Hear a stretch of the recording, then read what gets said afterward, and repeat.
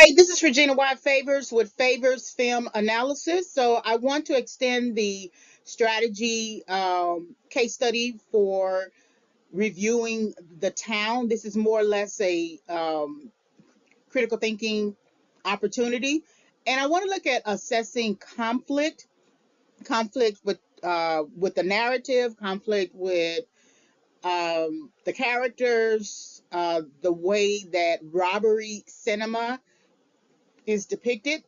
So this will give us an opportunity to think about how the director, Ben Affleck, presents conflict, how he acts within the narrative as a main character named Doug, and his relationship with James, as well as the other characters.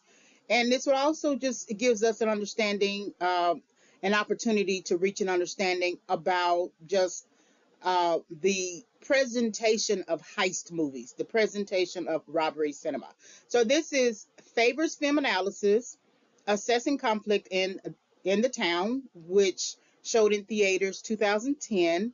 And you can visit www.favorsfilmanalysis.com for more access to critiques and reviews. All right, this presentation is subject to fair use. So now we're in the FBI office, the classroom, learning about the conflict. And the conflict, of course, is the bank robbery, and they're trying to find out who the people are. And what I thought was interesting about this scene versus something that is not existent within the story, within the narrative, is that we get an education when we get to the agents, the FBI agents. We get a whole classroom. We get a whole thought-provoking outlining of all of the individual characters, their backgrounds, what were some of the contributing factors to their lives. James' mother um, dies by HIV. His father is killed in prison. Uh, we get some information about Dez, that he works for Vericom as a systems tech.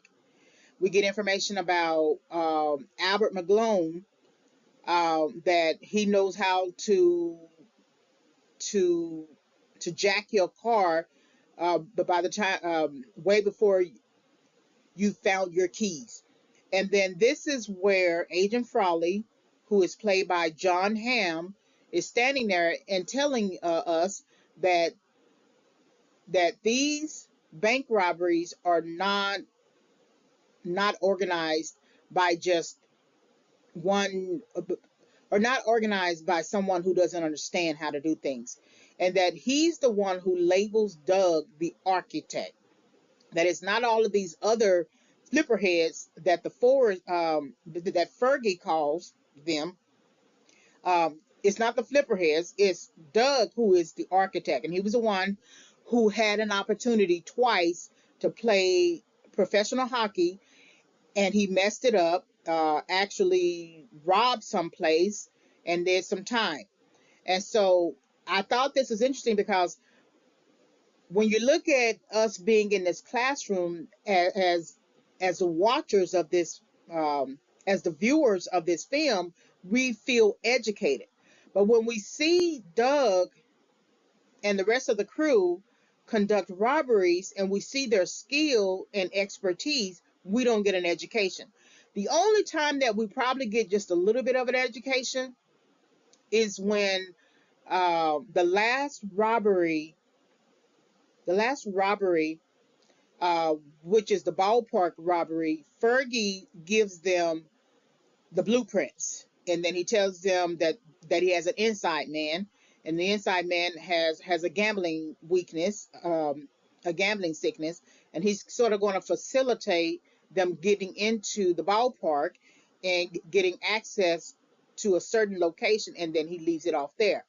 But we don't get a full sort of understanding of how is it that they know how to do these things.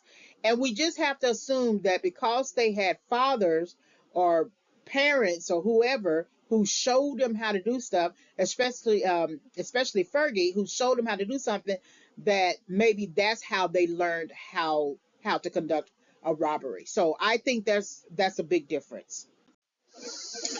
All right, this is the end of the presentation. So if you want to listen to other film analysis, just visit www.favorsfilmanalysis.com. Thank you very much for listening.